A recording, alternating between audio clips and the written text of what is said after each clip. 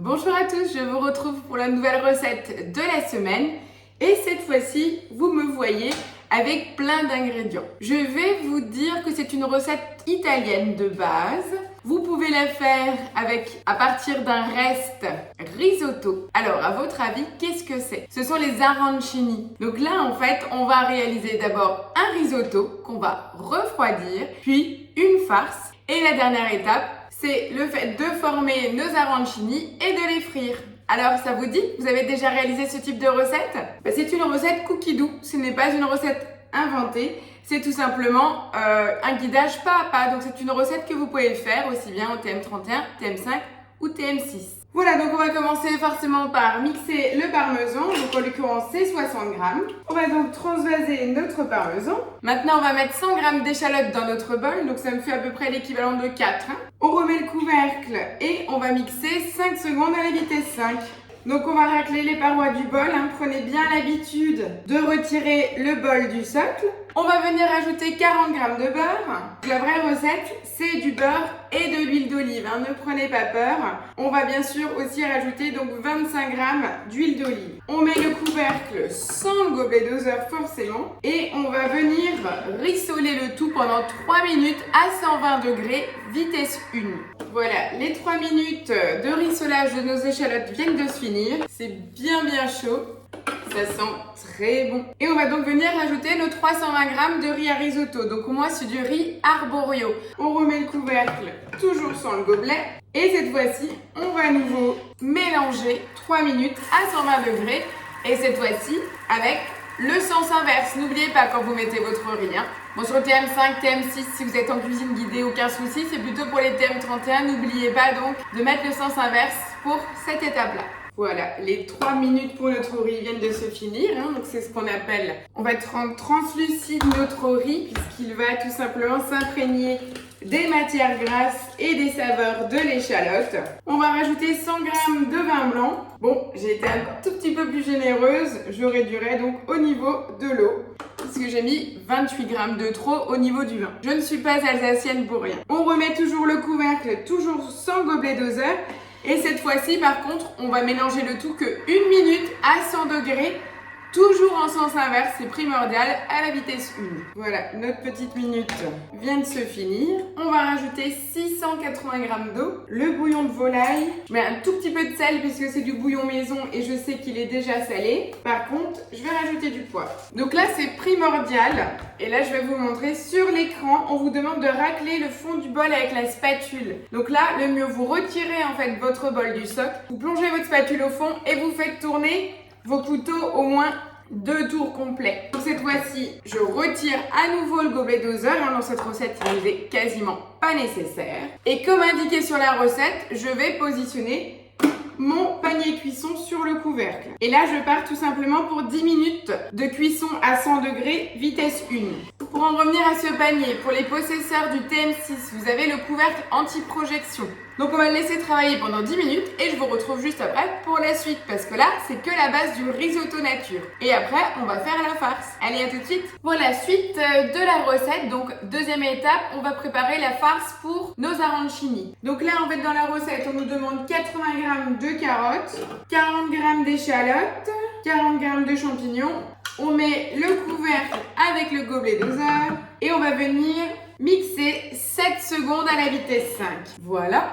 On va venir donc racler les parois du bol.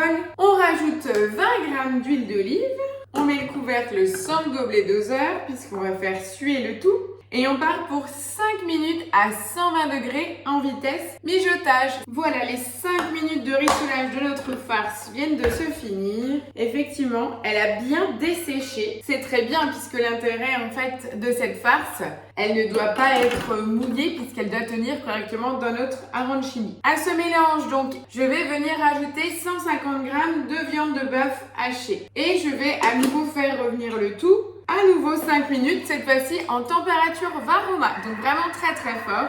À nouveau vitesse 1. Et là, on n'a pas besoin d'être en sens inverse puisque l'objectif, c'est qu'on ait une belle farce après, donc on peut avoir quelque chose d'haché.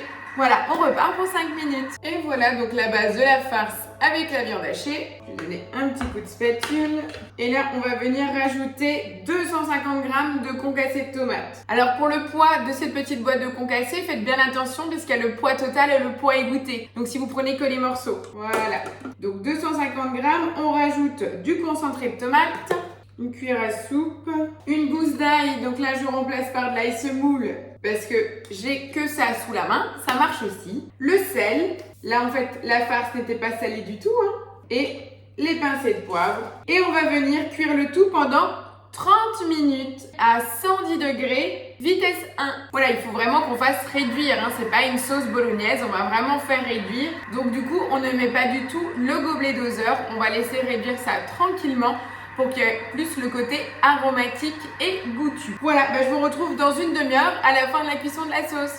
A tout de suite. On arrive donc à la fin des 30 minutes de cuisson donc de notre farce. Vous avez vu, quand je vous disais que justement on faisait cuire 30 minutes en température Varoma sans le gobelet doseur pour vraiment laisser dessécher notre farce. On a vraiment le côté coloré rouge, le côté aromatique, mais on n'a pas du tout de sauce. Là, c'est totalement desséché. C'est prévu, c'est le but. Donc là, on a une très belle farce, bien colorée. Là, je vais transvaser et laisser refroidir à minimum 1 heure à nouveau avant de façonner les arancini. Voilà, j'ai déjà le risotto qui est refroidi. On va transvaser, mettre au frigo et je vous retrouve d'ici une petite heure pour le façonnage et la cuisson en friture. À tout à l'heure. Je vous retrouve donc après le temps de refroidissement donc de mon risotto et de ma farce. Donc vous voyez, ça a vraiment réduit énormément. Comme je vous disais, l'essentiel c'est que ça soit vraiment très sec. Donc là, mon risotto étant très froid, je suis en train de le remélanger puisque je l'avais mis dans un saladier en inox, donc ça a même continué encore à cuire. Donc là maintenant, qu'est-ce qui se passe? Tout est prêt. Vous voyez devant moi, j'ai une assiette de farine, de l'œuf battu et de la chapelure. Maintenant, c'est le travail manuel qui commence et vous avez vu au niveau quantité, on a ce qu'il faut. Donc là, je vais prélever donc l'équivalent d'une cuillère à soupe de riz.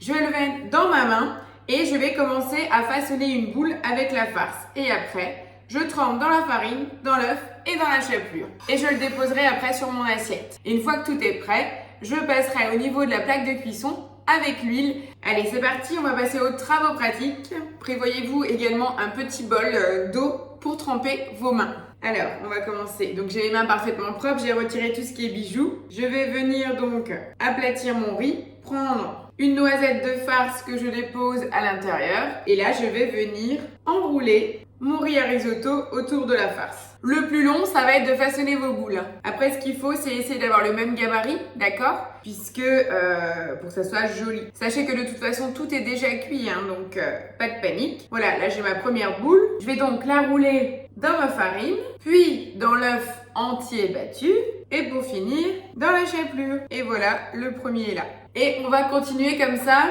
un certain temps, je pense, vu la quantité de risotto. Et on réitère, une petite boule de farce, on roule. Donc comme je vous disais, là j'ai suivi la recette Cookie Dough, n'hésitez pas si vous avez envie de reproduire cette recette avec un reste de risotto et de changer la farce en fonction de vos envies. Moi, le tomate mozzarella, le tomate séché mozzarella, j'adore. On peut faire aussi, pourquoi pas un risotto aux champignons, mais en mettant des petits bouts de champignons dans le risotto déjà. Voilà, c'est vraiment tout à fait possible. Toujours, je viens étaler, on mouille bien les mains. Voilà, et on façonne, on prend le temps. Et là, vous voyez, on a vraiment une boule très facile à façonner puisque le riz à risotto est bien collant. Je vous montre encore une troisième fois.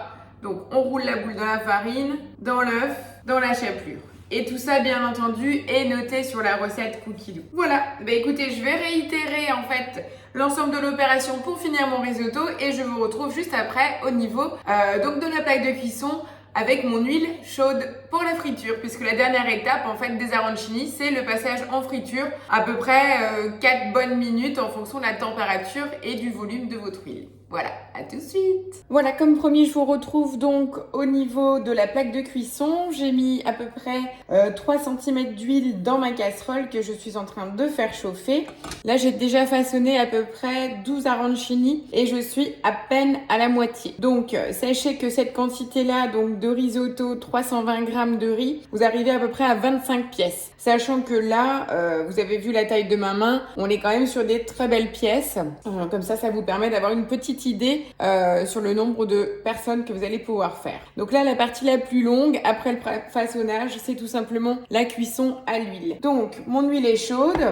J'ai préparé donc une spatule pour le retirer et là j'ai une plaque où j'ai mis un silicone et tout simplement du papier essuie-tout dessus pour pouvoir absorber à la sortie de la casserole. Voilà, donc là vous voyez l'huile est bien fumante, donc elle est bien chaude. Je vais donc pouvoir intégrer mes premiers arancini. Donc là vous voyez ça frémit. Alors un conseil, vous pouvez chauffer assez fort au démarrage votre huile, mais après pensez à réduire la température puisque l'objectif là étant d'avoir quelque chose de bien coloré, bien doré. Donc là, vous voyez, pour moi, ça frémit encore trop, donc je vais encore venir baisser ma plaque. Bien sûr, comme on est sur une plaque induction, il y a quand même un certain temps avant que la température ne réduise. De toute façon, là, je vous rappelle, l'arancini, le riz est déjà cuit et la farce aussi.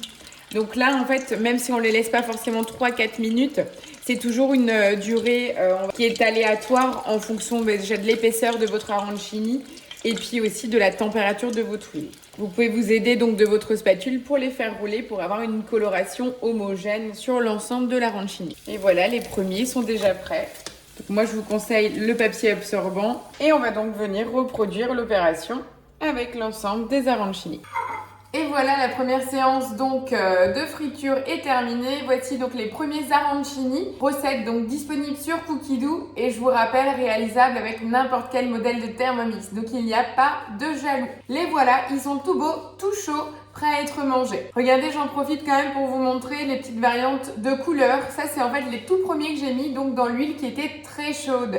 C'est ce que je vous disais, faites d'abord un test avec un seul dans votre casserole pour voir la température. Puisque l'intérêt n'est pas forcément qu'il soit si grillé, ça c'est en fait comme vous les aimez. Là en l'occurrence, je vous rappelle que la recette va vous en donner 25. Donc ça va faire une sacrée quantité. Donc ce que je vous conseille, c'est tout simplement en fait de les faire un tout petit peu plus clairs. Comme ça vous permettra en fait de les réchauffer au four, le temps de les déguster. Puisque là je ne pense pas que vous puissiez déguster 25 arancini en une seule fois. Donc prenez les plus clairs et mettez-les sur une plaque de cuisson au four pour les réchauffer. Voilà, en tout cas ça donne vraiment très envie. Donc là, je vais couper le premier avec vous. On va voir si j'ai bien boulé pour ma farce à l'intérieur.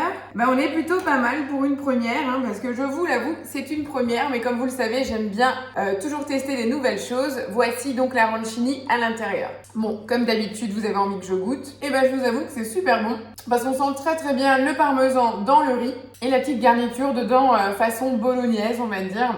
C'est vraiment très goûtu. Parce que justement, quand j'étais en train de les frire, j'étais en train de rêver de la farce avec la tomate séchée et surtout la mozzarella pour le côté fondant du fromage. Mais là, honnêtement, on n'a pas les fils de fromage, mais on a vraiment le goût. C'était la petite recette de la semaine. J'attends vos commentaires avec impatience. N'oubliez pas de partager, de mettre vos petits pouces bleus. Et si vous avez des suggestions, elles sont toujours bonnes à prendre. Je vous souhaite une bonne semaine et je vous donne rendez-vous la semaine prochaine. Merci à tous. Ciao, ciao!